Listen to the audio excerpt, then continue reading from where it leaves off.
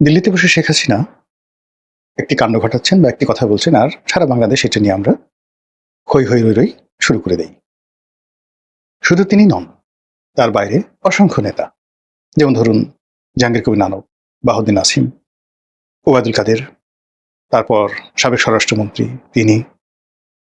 এর বাইরে online activist হিসেবে সেই অমির রহমান পিয়াল বলেন, নিঝুম মজুমদার বলেন, তারপরে সুশান্ত বলেন, যারাই আছে। অন্যদিকে ইউটিউবার হিসেবে নবনীতা আছে, শারমিন আছে, সুলতানা আছে। প্রায় সবাই কিন্তু মানে মিডিয়া বলেন, দেশের মন এবং মননে বলেন, এই মুহূর্তে সবচেয়ে বেশি প্রভাব বিস্তার করছেন। একটা সময় যেই কাজটি পিনাকি করতো বা যে কাজটি ইলিয়াস করতো, পিনাকি এবং ইলিয়াস তাদের ভিউ এখনো আছে, তবে সেটা মানে উইদিন দ্য লিমিট, মানে জাস্ট সেটা কেবলমাত্র জামাতের যারা লোকজন রয়েছে তারা এখন তাদের সেই কন্টেন্টগুলো দেখে বা অনুপ্রাণিত হয়। কিন্তু এমন একটা সময় ছিল যখন এদেরকে আমরাও প্রমোট করতাম। আমরা যারা এখানে বাংলাদেশের মেইন স্ট্রিমে আছি, তখন আওয়ামী লীগ জামানাতে দেখুন দেখা গেল পিনাকিকে নিয়ে একটা ভিডিও করা পজিটিভ, এটা অকল্পনীয়, বাট আমি এটা করতাম, খুব কৌশলে করতাম। পিনাকি নিয়ে লিখতাম। ইলিয়াসকে নিয়ে আমার আসলে কখনো কোনো কিছু বলা হয়নি, লেখা হয়নি। এর কারণে এই ভদ্রলোক মানে বয়সে একেবারেই তরুণ আমার চাইতে। আর আমি আসলে কখনো ফেস টু ফেস তাকে দেখিনি, নেভার এভার ইন লাইফ, সামনাসামনি কখনো দেখিনি। তারপরে তার সঙ্গে আমার কখনো কথাও হয়নি। কেবলমাত্র অনলাইনের মাধ্যমে যখন সাংবাদিক ইলিয়াস এই নামগুলো আসছে, একটা দুটো ভিডিও জাস্ট দেখার চেষ্টা করেছি, কিন্তু যখন দেখেছি যে তিনি কেবলই মাত্র সেক্স, ভায়োলেন্স এবং অন্যের গিবত, এটাই তার ধারণা, গালাগাল করেন, তখন আসলে মূলত আর আমি কখনো তার সম্পর্কে দেখা সাক্ষাৎ হয়নি। কিন্তু তার একটা বিরাট ভক্তকুল রয়েছে বাংলাদেশে, এটা অস্বীকার করার উপায় নেই। সেই তুলনায় পিনাকির সঙ্গে কিন্তু আমার কখনো দেখা হয়নি। পিনাকি হয়তো আমার সমবয়সী। তারপর আমি যখন খবরে চাকরি করতাম, তখন সে মাঝে মধ্যে আসতো, আমার মনে পড়ে আমি তাকে একবার দুবার দূর থেকে দেখেছি। একবার জায়জাদিন অফিসে, তাকে জায়জাদিন না, মানে যাকে বলা হয় বিচিন্তা অফিসে, তাকে দূর থেকে দেখেছি ওরকম মনে হলো, বা সিপিবি অফিসে হয়তো একবার দুবার দেখেছি, দূর থেকে দেখেছি। তো এখন সে আমাকে মনে করতে পারে কিনা জানি, but I could remember at that time. খবরেও তাকে একবার দুবার আমি দেখেছি, দৈনিক খবরে। আমি তখন চিত্রবাংলাতে চাকরি করি বা খবরে চাকরি করি, কিন্তু তার সঙ্গে আমার কখনো ওভার টেলিফোনে বা মুখোমুখি কথা হয়নি। কিন্তু আওয়ামী লীগ জামানাতে আমাদের যে অনলাইনের একটা ফাইটিং ছিল অ্যাগেনস্ট দ্য আওয়ামী লীগ, তো সেখানে যেহেতু ইলিয়াসকে ওইভাবে ধরতাম, কিন্তু পিনাকি, আমি মোটামুটি আমরা একইভাবে একটা, যাকে বলা হয়, ধারাবাহিকতা বজায় রাখার চেষ্টা করতাম। তো সেই দিক থেকে এখন ওরা মানে দেখা গেল যে ইউনূস জামানাতে তারা খুবই প্রভাবশালী ছিলেন, পিনাকি এবং ইলিয়াস, এবং এদের কথা মতে আসলে মূলত সরকার পরিচালিত হয়েছে বা ইনফ্লুয়েন্সড হয়েছে, ইনক্লুডিং সেনাবাহিনী সহ। অনেক বড় বড় জেনারেলরা তার সাথে যোগাযোগ রক্ষা করেন। কিন্তু এই জামানাতে এসে সেই ইলিয়াস, পিনাকি এবং তার সঙ্গে সঙ্গে বাংলাদেশে তাদের যে সকল হ্যান্ডস আছে, সেই হ্যান্ডসটা আসলে মূলত একেবারে এখন ইনঅ্যাক্টিভ। তারা এখন মানে সেই তাদের যে রাজত্ব, তাদের যে দাপট, সেটার পরিবর্তে এখন শুধুমাত্র যে কথাবার্তাগুলো বলছে ভিউয়ারদের মধ্যে, মানে তাদের যারা দর্শক রয়েছে তাদের মধ্যে তারা ইনফ্লুয়েন্সড হচ্ছে, কিন্তু সেই দর্শকদেরকে তারা যেভাবে তার আগে যে কাজগুলো করাতে পারতেন সেটা তারা এখন করাতে পারছেন না। অন্যদিকে বিএনপির আসলে কখনোই ওইরকম অনলাইন ইনফ্লুয়েন্সার ছিল না। পিনাকি বা ইলিয়াস তারা যেটা করছে জামাতের জন্য করেছে, কিন্তু এটা আলটিমেটলি বিএনপির পক্ষে আসছে, অনেকটা খলিলুরের পক্ষে আসছে, অনেকটা ইউনূস সাহেবের পক্ষে আসছে, বিপ্লবের পক্ষে আসছে। কিন্তু তাদের যে মাস্টার মাইন্ড সেট আপটা ছিল মূলত একটি ভারত বিরোধী প্রোপাগান্ডা চালানোর জন্য, একটা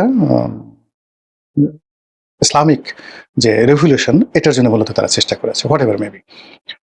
তো সেই দিক থেকে যেটা হলো যে বিএনপির ওইরকম স্পেসিফিক কোনো ফেজ দেখতে পারবে না। বিএনপি শুধু মুশফিক ফজল আনসারি, সে নিউ ইয়র্কে বসে সেখানে নিয়মিত হোয়াইট হাউসে যেতেন, এবং ওইটাই বিএনপি যাকে বলা হয় ম্যাটারালাইজ করার চেষ্টা করতে, এবং বিএনপির অনলাইন অ্যাক্টিভিজম একেবারে জিরো ছিল। মুশফিক ফজল আনসারি যেটা করেছে, সে শুধুমাত্র একজন সাংবাদিক হিসাবে, করেসপন্ডেন্ট হিসেবে হোয়াইট হাউসে অ্যাটেন্ড করেছে এবং ইংরেজিতে প্রশ্ন করেছে, এবং প্রশ্নগুলো মানে ওই প্রশ্ন করেছে, ইংরেজিতে প্রশ্ন করেছে, হোয়াইট হাউসে ঢুকছে, এটাই বিএনপির জন্য অনেক বড় পাওনা ছিল। আর বাংলাদেশে বিএনপির পক্ষে ভাবে লেখার মতো আসলে কেউ ছিল না। টুকটাক যেটা লিখেছি আমি লিখেছি 2014 থেকে। তারপর জায়জাদিনের শফিক রহমান সাহেব লিখেছেন, আরো অনেকে লেখার চেষ্টা করেছেন, কিন্তু এটা 2021-এর পরে একমাত্র আমি ছাড়া আর বাংলাদেশে আসলে বিএনপির পক্ষে কলম ধরার মতো এরকম কোনো লোক ছিল না। তো এই হলো অবস্থা। কিন্তু এখন কি হলো, এখন যেটা হয়েছে সেটা হলো পুরো অনলাইন জগৎ ভার্চুয়াল জগৎ, ইউটিউব, এটা আওয়ামী লীগের দখলে। সেটা নবনীতা বলেন, মঞ্জুরুল পান্না বলেন, অন্যান্য যারা বলেন, বা বাংলাদেশে যারা আমরা কথাবার্তা বলছি, আমাদের অনেক কথা সরকারকে আমরা সমালোচনা করতে চাচ্ছি বা সরকারকে আমরা সতর্ক করতে চাচ্ছি, জামাতকে সতর্ক করতে চাচ্ছি, এবং অটোমেটিক্যালি এগুলো আওয়ামী লীগের পক্ষে চলে যাচ্ছে। আবার ওই কথাগুলোর সঙ্গে টুকরা টুকরা করে কেটে, যেমন আমি একটা ভিডিও করলাম বা একটা টকশোতে লাইভ বললাম যে টোটাল ঘটনা এই কারণে শেখ হাসিনা আসতে পারে, আর এই কারণে আসতে পারে না। তো আসতে পারে না সেগুলো বাদ দিয়ে কী কী কারণে আসতে পারে সেইগুলোকে আওয়ামী লীগের লোকজন কেটে একেবারে দিদার্সে বুস্টিং করে কোটি কোটি বার সেটা দেখানো হলো। তো এর ফলে কি হলো যে পুরো এখন অনলাইন দুনিয়া, ডিজিটাল মিডিয়া এবং ভার্চুয়াল জগৎ, এই পুরোটাই এখন আওয়ামী লীগের দখলে। আর এই আওয়ামী লীগের দখলবাজি এই অনলাইন জগতে, এটাকে কন্টিনিউ রাখার জন্য এভরি মোমেন্ট কখনো শেখ হাসিনা এবং কখনো আওয়ামী লীগের যারা নেতৃবৃন্দ রয়েছেন তারা একটার পর একটা নাটক তৈরি করছেন এবং একটার পর একটা বক্তব্য তারা দিয়ে চলেছেন। এটার কি ফলাফল হবে উই ডোন্ট নো, কিন্তু এই মুহূর্তে তারা যে কাজগুলো করছেন, কথাগুলো বলছেন, সেই কথাগুলো নানা রকম বিতর্ক, পক্ষে বিতর্ক হচ্ছে এবং সেটা আলটিমেটলি আওয়ামী লীগের পক্ষে চলে যাচ্ছে। যেমন রাকেশ রহমান, তরুণ আওয়ামী লীগ নেতা, বেশ আওয়ামী লীগের সমালোচনা করে বেশ কিছু কথাবার্তা বলেন, স্ট্রেট ফরওয়ার্ড, এবং তার বেশিরভাগ কথাগুলো হয় শারমিন চৌধুরীর সঙ্গে। আপাত দৃষ্টিতে মনে হচ্ছে যে সে আওয়ামী লীগের সমালোচনা করছে, যা কিছু করছে, কিন্তু দিন শেষে ঘুরে ফিরে কিন্তু আওয়ামী লীগের পক্ষে চলে যাচ্ছে। আবার এই যে অমির রহমান পিয়াল বা নিঝুম মজুমদার, এরা দুজনে গালাগালি করছে, একে অপরের বিরোধিতা করছে, কিন্তু আলটিমেটলি দিন শেষে আওয়ামী লীগের পক্ষে চলে যাচ্ছে। তো এইভাবে ভার্চুয়াল জগৎটাকে নিয়ে মানুষের যত অ্যাট্রাকশন, সেই অ্যাট্রাকশন কৌশলে আওয়ামী লীগ তাদের দিকে রাখছে। এখানে অন্য কোনো দিকে মানুষের মনোযোগ যাচ্ছে না। নো নাটক, নো সিনেমা, এই যে বনলতা সেন হলো, বনলতা এক্সপ্রেস হলো, এত কিছু হলো বাংলাদেশে। তো এগুলো নিয়ে মানুষের কোনো মাথা ব্যথা নেই। মানুষ এখন শেখ হাসিনা কী বললো, ওয়াহিদুল কাদের কী বললো, এটা নিয়ে এক একটা ঘটনা ঘটায়, 4 দিন 5 দিন 7 দিন এটা নিয়ে আলোচনা করতে থাকে। ওটা আবার 4-5 দিন বিরতির পর আর একটা নতুন বোমা ফাটিয়ে দেয়।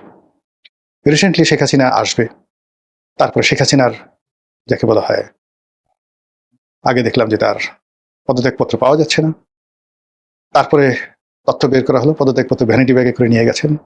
এখন শেখ হাসিনা বলছেন যে তিনি পদত্যাগপত্র লেখেনি নাই, ভ্যানিটি ব্যাগে নেওয়া তো দূরের কথা, তিনি লেখেনি নাই, জমা দেওয়া তো দূরের কথা, তিনি লিখেনি নাই। ক্যান ইউ ইমাজিন কিভাবে ন্যারেটিভগুলো ওই যে বঙ্গভবন থেকে রাষ্ট্রপতির মুখ দিয়ে বের হলো যে আমার কাছে শেখ হাসিনার কোনো পদত্যাগপত্র নেই, আর যাওয়ার সময় তিনি ভুলে গেলেন না। বুঝেন ন্যারেটিভটা? সেটা মতিউর রহমান চৌধুরী, এমিনেন্ট জার্নালিস্ট, তিনি সেটা প্রকাশ করলেন। এভাবে চলতে থাকলো। এরপর আবার মতিউর রহমান চৌধুরী দ্বিতীয় ন্যারেটিভ দিলেন যে শেখ হাসিনা 3 পৃষ্ঠার একটা লেখা লিখেছিলেন, সেটা ভ্যানিটি ব্যাগে করে তিনি নিয়ে গেছেন। তারপরে সেই ব্যাগটা আবার চেয়ারের উপর ছিল, হেলিকপ্টার ওঠার সময় তিনি আবার বলছেন ওই ব্যাগটা নিয়ে আসো। এখন এটা দিল্লিতে আছে, সারা দেশে হয়েছে। আমরা ইউটিউবে বানালাম, হায় হায় কি হবে এখন, এই পদত্যাগপত্র যদি আবার হাতে লেখা, কেন টাইপ হলো না, ইত্যাদি ইত্যাদি নানা রকম কথাবার্তা। এখন শেখ হাসিনা বলছেন যে আমি লাস্টে যে সময়, আমাকে 30 থেকে 40 মিনিট যে সময়, এই অবস্থাতে একটা পদত্যাগপত্র লেখা সম্ভব ছিল না, আমি এটি লিখিই নি। আর প্লেনে ওঠা পর্যন্ত আমি জানতাম যে আমি টুঙ্গি পাড়াতে যাচ্ছি, আমি ভারতে আসবো এটা আমি জানতাম না। দেখেন ন্যারেটিভগুলো কোথায় চলে যাচ্ছে, কিভাবে যাচ্ছে।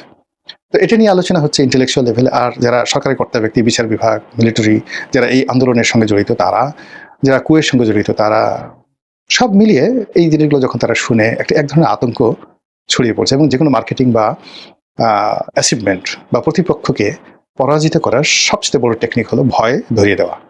আওয়ামী লীগ অত্যন্ত সুকৌশলে এই ভয়গুলো ধরিয়ে দিচ্ছে। 2 নম্বর হলো গ্রিড, লোভ দেখানো। আওয়ামী লীগের হাতে এখন যে টাকা আছে, যে জিনিসপত্র আছে, তারা যথেষ্ট সক্ষমতা নিয়ে বহু মানুষকে বিপথে নিতে পারবে, তাদেরকে লোভাতুর করতে পারবে, এবং আলটিমেটলি প্রশাসনের মধ্যে সব জায়গাতে তাদের এই এজেন্টগুলো তারা নিয়োগ করে ফেলেছে। আর থার্ড হলো আলোচনাটা উজ্জীবিত রাখা, যে কোনোভাবে আলোচনায় থাকা। তো সেই আলোচনা কি হলো, যেমন বিএনপির জামানাতে পুরো আলোচনাটা অন্তত পক্ষে 7-8 বছর আলোচনাটা এককভাবে চালিয়ে নিয়ে আছেন মির্জা ফখরুল সাহেব। উনি ছাড়া আর বিএনপির কোনো নেতার কোনো বক্তব্য মিডিয়াতে আসতো না, কেউ তার মানে কোনো ন্যারেটিভ তৈরি করতে পারতো না। আর দলের মধ্যে তারেক রহমান সাহেব সেখানে লন্ডন থেকে কথাবার্তা বলতেন, কিন্তু এগুলো মিডিয়া যেহেতু নিষিদ্ধ ছিল, তার বক্তব্য মিডিয়াতে আসতো না। একমাত্র মির্জা ফখরুল সাহেব লাস্ট 10 ইয়ার্স বিএনপিকে বাঁচিয়ে রেখেছেন। তো সেই মির্জা ফখরুল ইসলাম একা যতটুকু বাঁচিয়ে রেখেছেন তার চেয়ে 1000 গুণ এখন শেখ হাসিনা বলছেন ওবায়দুল কাদের বলছেন, যে যা বলছেন সবাই মির্জা ফখরুলের যে ওই সময়তে ইফেক্টিভনেস ছিল আওয়ামী লীগ জামানাতে, তার চেয়ে 1000 গুণ ইফেক্টিভনেস নিয়ে দেশি বিদেশি পত্র পত্রিকা, মানে শুধু বাংলাদেশ না, ইকোনমিস্টের মতো পত্রিকা, টাইম ম্যাগাজিনের মতো পত্রিকা, নিউ ইয়র্ক টাইমসের মতো পত্রিকা, ওয়াশিংটন পোস্ট, আনন্দবাজার, ভারতের দ্য হিন্দু, ইন্ডিয়ান এক্সপ্রেস, পাকিস্তানের দ্য ডন, সব জায়গাতে শেখ হাসিনার পত্রিকা মানে কথাবার্তা যেভাবে ছাপা হচ্ছে, যেভাবে রাশিয়া, পাকিস্তান, ভারত, দুবাই সবাই মানে এই বাংলাদেশের প্রসঙ্গ নেই, including America, white house, Kremlin, সবাই ব্যস্ত হয়ে পড়েছে। আপনি বুঝতে পারছেন যে এই জিনিসটা কিভাবে একটা হট কেক তৈরি হচ্ছে, কিভাবে একটা যাকে বলে অগ্নুৎপাত ঘটার জন্য একটা জ্বালামুখ তৈরি হচ্ছে, কিভাবে একটা অগ্নুৎপাত ঘটানোর জন্য জ্বলন্ত লাভা টকবক করে ফুটছে। এবং এটা আওয়ামী লীগ খুব কৌশলী ম্যাটিকুলাসলি কাজটা করছে। এবং তারই ধারাবাহিকতায় অতি সম্প্রতি ওবায়দুল কাদের সাহেব তিনি বলেছেন যে একটা সমাবেশে যে সেনাপ্রধানের নিয়োগ এবং রাষ্ট্রপতির নিয়োগ এটি শেখ হাসিনার ভুল সিদ্ধান্ত ছিল। এটা নিয়ে তো আওয়ামী লীগের যাদের মুখ আছে, যাদের কথা শুনে তারা গালাগালি করে ওবায়দুল কাদের এতদিন কোথায় ছিলেন, কেন বলেননি, ওটা বলেননি। আওয়ামী লীগ পন্থী যারা সাংবাদিক আছেন তারাও মানে আলোচনা করেছেন। ওই দিন আমির হোসেন আমু বলেছেন, ওইটা বলেছেন। আমার বন্ধু নঈম নিজামও তিনি বলেছেন যে আমির হোসেন আমু বলেছেন তুফাইল আহমেদকে বানান, আমাকে বানান, সেদিন ওবায়দুল কাদের মানে বলেননি কেন, এখন তিনি বলছেন কেন। সো এই যে যা কিছু হচ্ছে এগুলো সবই কিন্তু আমরা আলোচনা আসছে, যেমন আমার মেনশনে আসছে। এই আলোচনাটা নঈম নিজাম এই কথা লেখুক, লোকজন ওবায়দুল কাদেরকে গালাগালি করুক, এটা আলোচনার মধ্যে থাকুক, এটা শেখ হাসিনা চেয়েছেন এবং শেখ হাসিনার নির্দেশে তিনি ওবায়দুল কাদের এই কথাগুলো বলেছেন। ওবায়দুল কাদের এই যে কথাগুলো বলেছেন, কোনো অবস্থাতেই দলের লোকজন যে যাই বলুক না কেন তিনি নিজের থেকে কোনো কথা বলেন এই না, এটা একটা জাস্ট একটা ড্রামা। আগে যেটা বললাম ওবায়দুল কাদেরকে এই যে দিয়ে এই কথাগুলো বলানো, এর দুটো যাকে বলা হয় উদ্দেশ্য থাকতে পারে। প্রথম উদ্দেশ্য একেবারে সিম্পল, আলোচনাটা চাঙ্গা রাখা। দ্বিতীয় যে বিষয় সেটা হলো সেনাপ্রধান জেনারেল ওয়াকারুজ্জামান এবং বর্তমান রাষ্ট্রপতি তাদেরকে আওয়ামী লীগ থেকে বিচ্ছিন্ন করে দেওয়া, মানে এদের সঙ্গে আওয়ামী লীগের কোনো সম্পর্ক নেই, আওয়ামী লীগ তাদের শত্রু। বুঝতে পারছেন, এই কাজটা যদি আওয়ামী লীগ সুন্দরভাবে করতে পারে আর এই দুজন লোক যদি বর্তমান সরকারের আস্থাভাজন হয়, বিশ্বাসভাজন হয়, তাহলে কি হতে পারে আগামী দিনে। আচ্ছা গেল, এর বাইরে যে যেটা হলো সেটা হলো নেতিবাচক অর্থে আওয়ামী লীগ এই একটা মার্কেটে একটা প্রোপাগান্ডা ছড়িয়ে দেওয়ার ফলে লোকজন কিভাবে মানে আওয়ামী লীগের ভিতরে শেখ হাসিনা বিরোধী যারা লোকজন আছে কয় পার্সেন্ট ওবায়দুল কাদের পক্ষে যায়, কয় পার্সেন্ট শেখ হাসিনার পক্ষে যায়, এটারও একটা জরিপ শেখ হাসিনা করে ফেললেন। কিন্তু আমি যতটুকু শেখ হাসিনাকে জানি, যতটুকু ওবায়দুল কাদেরকে জানি, শেখ হাসিনার ইঙ্গিত ছাড়া, গ্রিন সিগন্যাল ছাড়া ওবায়দুল কাদের যদি মরেও যান তিনি একটা শব্দ উচ্চারণ করবেন না। একটা ছোট উদাহরণ দিয়ে ঘটনাটা শেষ করি। এটা কত সালে, এটা কি 2011 আগে 2005 বা 6 সালে হবে আর কি, বা 4 সনের দিকে হবে। এটা একরাম বলতে পারবে, মানে নোয়াখালীর যে এমপি আছেন একরামুল করিম, ও প্রথম আমার বন্ধু মানুষ সেই ওখানে সেক্রেটারি হল। তো ওই যে সম্মেলনটা, ওই সম্মেলনটাতে ঢাকা থেকে আমি গেলাম, ওবায়দুল কাদের আর জুবাইদুল হক রাসেল, আমরা আমার গাড়িতে করে আমরা সেই সম্মেলন যোগদান করতে গেলাম প্রধানমন্ত্রীর নির্দেশে। তখন প্রধানমন্ত্রী আমাকে চিনতেন না, ডাজ নট ম্যাটার, যেহেতু কাদের ভাইয়ের সাথে আমার তখন একটা খুব মহরম সম্পর্ক। মধ্যে আবার জলিল ভাই যাচ্ছিলেন, আব্দুল জলিল সাধারণ সম্পাদক, তার গাড়ির চাকা পাংচার হয়ে গেল, তিনিও এসে আমার গাড়িতে উঠতেন। আমার ওই মুহূর্তে খুব ভালো একটা দামি গাড়ি ছিল, এই জন্য মানে কাদের ভাই সবসময় ভালো গাড়িতে চড়তে পছন্দ করতেন। তা আমি, ওবায়দুল কাদের, শেখ হেলাল, তারপর শেষে আব্দুল জলিল সাহেব, আমরা এবার বহু জায়গাতে বহু জেলাতে ভ্রমণ করেছি। হয়তো দলের জন্য টাকা খরচ করার সামর্থ্য খুব অল্প লোকের ছিল, আমার ছিল। ওই সময় তো ওবায়দুল কাদের ভালো একটা গাড়ি পছন্দ করে, এক জায়গাতে 10,000 টাকা দেওয়া দরকার, ওই টাকাটা ইভেন তখন শেখ হেলালের অবস্থা ভালো না, একটা জায়গাতে যাবে, শেখ হেলালের অর্থনৈতিক অবস্থা ভালো না, খুব খারাপ অবস্থা 2002-03 সনে, কিন্তু তখন আমার রমরমা অবস্থা। তো আই কুড ডোনেট, আমি এটা ডোনেট করতে পারতাম, কন্ট্রিবিউট করতে পারতাম। এই জন্য তারা সবাই আমাকে স্নেহ করতেন, ভালোবাসতেন এবং এদের সঙ্গে ওইরকম বন্ধুত্বপূর্ণ একটা সম্পর্ক, মানে শুধু স্নেহ না, জাস্ট লাইক মানে একসাথে ধরেন আমরা একসাথে সিগারেট খেতাম, আমি সিগারেট খেতাম তখন, এখন তো খাই না। তো সেই শেখ হেলাল সিগারেট খাচ্ছেন, রনি ভাই আপনি করে বলতেন, রনি ভাই সিগারেট খান, তিনি সিগারেট আবার লাইটটা ধরাই দিতেন। ওবায়দুল কাদের সিগারেট খেতেন না, কিন্তু আমরা দুজন যেহেতু তার গাড়িতে মানে শেখ হেলালের গাড়িতে বসে আমরা সিগারেট খাচ্ছি, কাদের সাহেব সেই দরজা বন্ধ এসির মধ্যে, তাকে সে সিগারেটের গন্ধ সহ্য করতে হয়েছে। This is our relation. তো যাই হোক, এরকম নোয়াখালীতে গেলাম, নোয়াখালীতে যাওয়ার পরে আমি ক্লান্ত হয়ে সেই অনুষ্ঠান শেষ করে, মঞ্চ শেষ করে আমি এসে সার্কিট হাউসে কি কারণে ঘুমিয়ে পড়ি। শেখ হাসিনার ভুল নিয়ে মুখ খুললেন ওবায়দুল কাদের। দুপুরে খাইতে বসছে, এখন কাদের ভাই বলে যে না রনি কই, রনির ছাড়া খাবো না। খুঁজে দেখা গেল যে আমি যে নোয়াখালী ভিআইপি রুমে ওখানে ঘুমাই পড়ছি। তো আমাকে ডেকে নিয়ে আসা হলো, এর মধ্যে প্রায় আধা ঘন্টা তারা একটু খাবার টেবিলে খাবার নিয়ে বসে আছে। তো মোর দেন 300-400 বা 500 লোক নোয়াখালীর নেতৃবৃন্দ যারা আছেন, তো মানে ওবায়দুল কাদের কথা বলতেছে, পিছনে কে যেন একটা বলতেছে শেখ হাসিনার দালাল, বাইট করতেছে। তো ওবায়দুল কাদের বলতেছেন যে তোমরা আমাকে যতই দালাল বলো না কেন, আমি আসলে শেখ হাসিনার দালালই। আমি জানি শেখ হাসিনা যদি আমাকে আজকে এই পদ থেকে বাদ দিয়ে দেয় তোমরা কেউ আসবে না।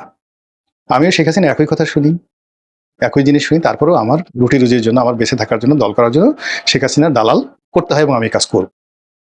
এই হলো Obaidul Quader.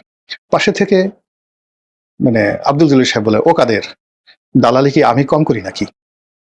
That is open secret. সেই মানুষ শেখ হাসিনার বিরুদ্ধে এখন কথা বলবে, এবং তাও কলকাতাতে বসে অসুস্থ অবস্থায়, এবং এখন তার এই অবস্থাতে, এটা মানে যাকে বলা হয় কিয়ামত হয়ে যেতে পারে, কিন্তু উনি এই বিরুদ্ধে কথা বলবেন না। তিনি যেটা করেছেন বা বলেছেন এটা শেখ হাসিনার ইঙ্গিতই বলেছেন। তো বুঝেন, in that way politics is going on. আসসালামু আলাইকুম রহমতুল্লাহি ওয়া বারাকাতুহু।